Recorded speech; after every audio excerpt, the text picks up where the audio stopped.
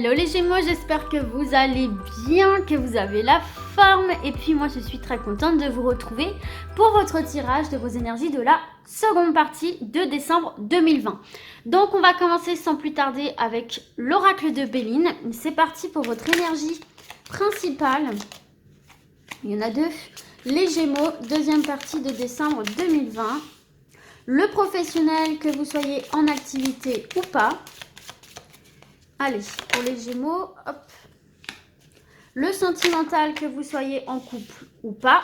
Et enfin, le domaine financier, voir un petit peu les conseils pour les finances des Gémeaux. Alors, attendez, là j'en ai trop. Hop. Allez, pour le domaine financier, voilà pour vous. Alors, sachant qu'en dos de deck, vous avez l'intelligence. L'intelligence et l'inconstance derrière. Ouh, mais la réussite et les honneurs. Bon, alors déjà, on va commencer avec le dos de deck, qui est très parlant et qui est très très important. C'est un petit peu la conclusion de tout ce qu'on va voir dans le tirage. Donc, vous avez intelligence. Vous avez intelligence et derrière, vous avez inconstance. Donc là, il se peut que vous ayez des situations qui vous sèment un petit peu le doute, où il y a pas mal d'hésitation, vous ne savez pas trop sur quel pied danser, comment les choses vont évoluer, et peut-être même que vous avez une décision à prendre et vous, vous savez pas trop quoi faire en fait. Donc là, ce qu'on est en train de vous dire, c'est déjà, attendez d'avoir tous les éléments, les éléments justement en main pour prendre une décision et pour voir vers quelle tendance vous préférez pencher.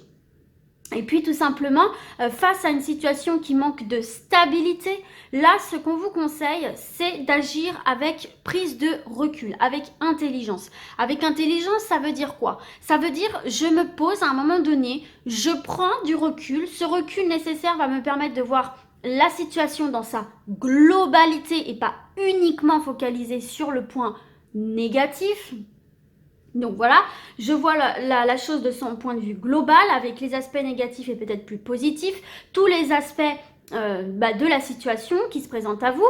Et il faut surtout avoir une approche analytique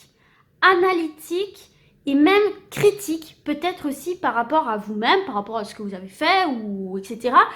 Mais vraiment avec intelligence, c'est-à-dire sans vous flatter, sans vous dénigrer, enfin vraiment comme si vous étiez d'un point de vue extérieur, comme si vous donniez un conseil à des amis en fait, d'accord? Donc vraiment, ne pas se laisser emporter justement par cette énergie d'instabilité là, ne pas se laisser peut-être perturber et se laisser envahir par des émotions de doute et de crainte et de peur.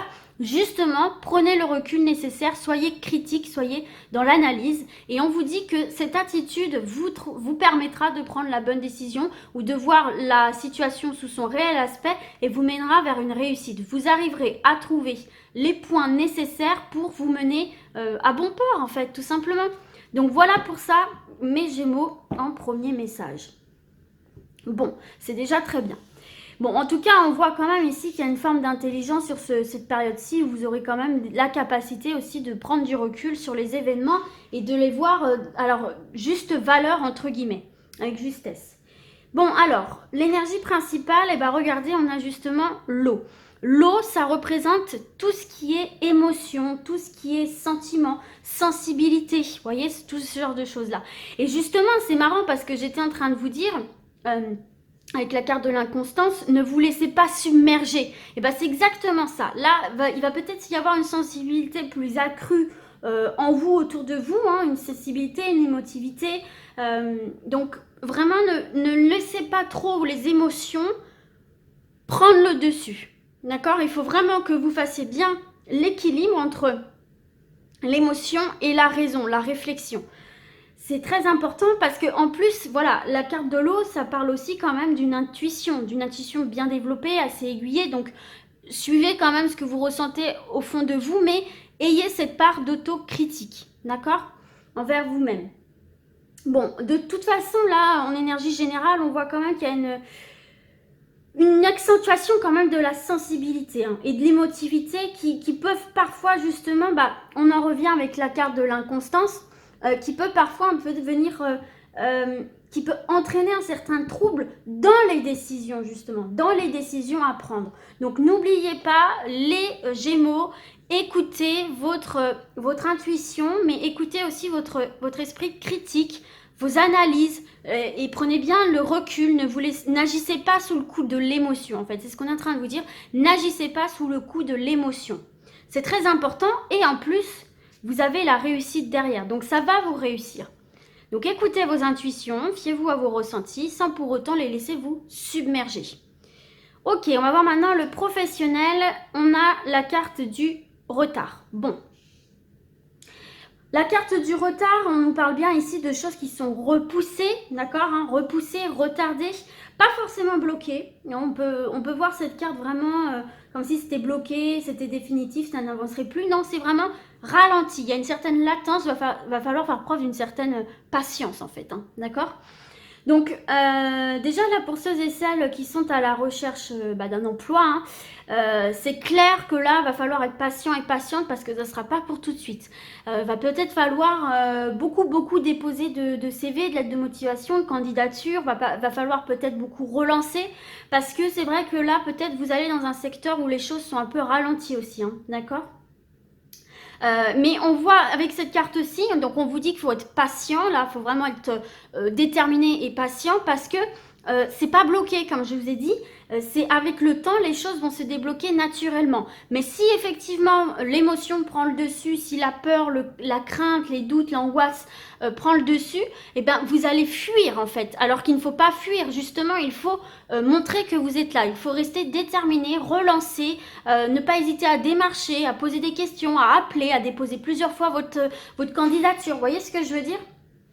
Il faut vraiment prendre une prise de recul et ne pas vous laisser submerger par l'émotion qui vous fera du coup couler en fait, hein, d'accord.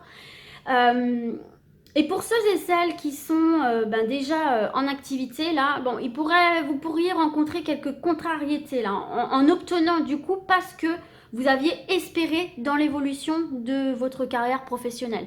Peut-être que vous vous attendiez à une mutation, un changement de poste, une promotion, une reconversion. Bon, on voit que c'est pas pour tout de suite. Mais encore une fois, ce n'est pas mort. Ok, c'est pas mort, c'est repoussé, c'est retardé. Il y a une certaine lenteur qui s'est installée. Mais justement, profitez de ce temps-là, puisque de toute façon, c'est quelque chose qui s'impose à vous. Profitez-en pour peaufiner, pour arranger, améliorer, vous préparer davantage. Vous voyez ce que je veux dire? Il faut mettre ce temps d'attente-là à votre avantage, le tourner à votre avantage, à votre profit. Bon, en gros, quoi qu'il en soit, ici, va falloir quand même être dans une démarche d'acceptation, là, en fait, qu'il y aura des délais, un passage un peu obligatoire d'attente avant d'atteindre vos objectifs. Donc, voilà pour ça. Au niveau relationnel, sentimental, ok, on a le despotisme. J'ai peut-être des Gémeaux ici qui se sentent un peu enfermés, enlisés dans une situation, que vous soyez célibataire ou en couple, ou en pré-couple, en flirt. Peut-être vous avez l'impression d'être bloqué dans une situation, là, d'être enchaîné. Alors, soit au célibat, soit enchaîné dans une relation où peut-être vous manquez de liberté. Donc, c'est très contraignant pour vous. Vous avez l'impression, peut-être certains aussi, vous êtes rattachés à une histoire du passé, ce qui vous empêche d'avancer. Peut-être que dans des couples, vous êtes toujours attachés à une histoire qu'il y a eu entre vous de négative et que ça ne vous permet pas d'avancer. Ou alors, c'est votre partenaire qui est toujours focus sur une dispute ou une forme de trahison, etc. Donc là, pour les célibataires, je pense qu'il y en a certains et certaines, vous êtes trop raccrochés au passé. Moi, je pense que vous êtes retenus par vos peurs peut-être de revivre un échec, de ravoir mal en fait, parce que l'amour c'est beau, mais ça fait aussi mal parfois. Donc j'ai l'impression qu'il y a un fardeau à libérer ici, hein.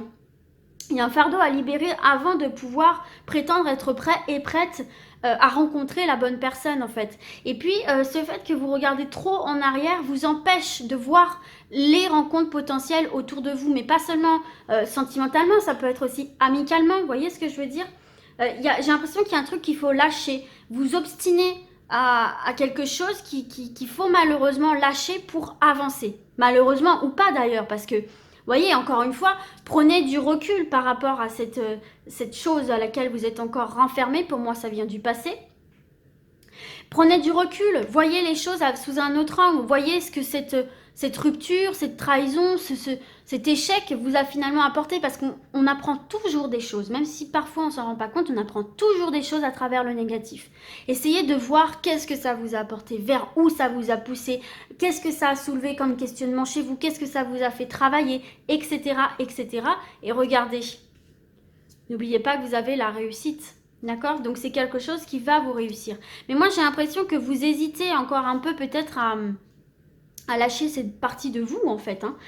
Et puis peut-être que certains et certaines aussi, il y a une triangulaire. Hein. Il y a peut-être une triangulaire ici. Hein. Vous hésitez entre deux personnes, que vous soyez en couple ou célibataire. Il y a peut-être plusieurs personnes qui rentrent en jeu. Et là on vous dit d'utiliser, de ne pas... Enfin, d'utiliser vos émotions, certes, mais de faire aussi confiance à votre côté intellectuel et rationnel, quoi, hein, pour prendre la bonne décision.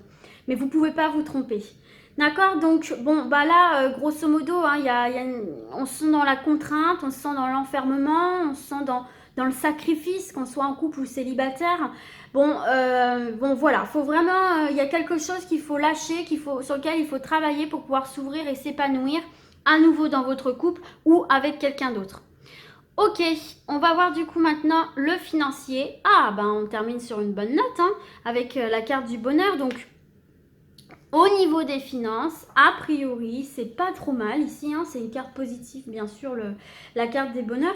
Donc, ce qu'on peut voir ici, hein, c'est qu'il y a une certaine sécurité matérielle qui va venir quand même maintenir un équilibre dans vos finances, ce qui va vous permettre de maintenir aussi une certaine tranquillité d'esprit.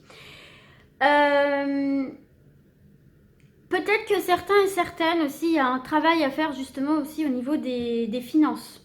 Qu'il faut peut-être un petit peu plus se pencher sur la gestion, sur votre gestion des finances. Pour justement prétendre à une tranquillité d'esprit, à tout simplement une forme de plénitude aussi. Hein, parce que c'est vrai que quand on est serein dans ses finances, sans être matérialiste ou quoi, ou superficiel, quand on est serein dans ses finances, en général, on est plus disposé aussi pour le reste. Donc, peut-être que certains et certaines, il y a une gestion à revoir là au niveau des finances pour avoir ce domaine-là paisible en fait, hein, tout simplement ici. Et puis, voilà, donc pas de négatif qui arrive dans le côté des finances, en tout cas, hein, il y a un certain équilibre qui maintient une tranquillité d'esprit.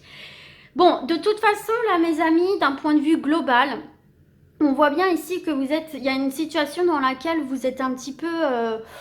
vous êtes enchaîné. Là, c'est du général, donc dans n'importe quel domaine, là, du coup, il y a une situation dans laquelle vous êtes enchaîné, vous manquez clairement de liberté, vous vous suffoquez, vous vous sentez peut-être amoindri, bon bref, vous n'êtes pas bien. Et clairement, cette situation-là dans laquelle vous êtes, vous empêche d'avancer. Vous empêche d'avancer, de progresser, d'évoluer. Vous, votre but, c'est d'atteindre le bonheur. Le bonheur, on voit bien qu'il est difficile à atteindre parce qu'on voit bien que vous êtes sur un océan, là, ici, avec pas mal de vagues. Vous êtes retardé par les vagues, par les obstacles, par les difficultés. Vous avez l'impression de ne jamais pouvoir, que vous n'y arriverez jamais.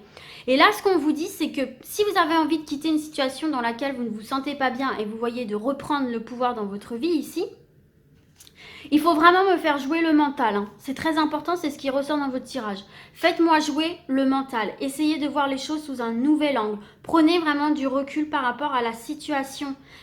Soyez, je me répète, mais soyez dans l'analyse, quoi. L'analyse, la réflexion, c'est vraiment quelque chose qui vous permettra de prendre des décisions et de trouver des solutions pour atteindre votre objectif, vous libérer de cette situation qui ne vous convient plus et donc atteindre votre bonheur.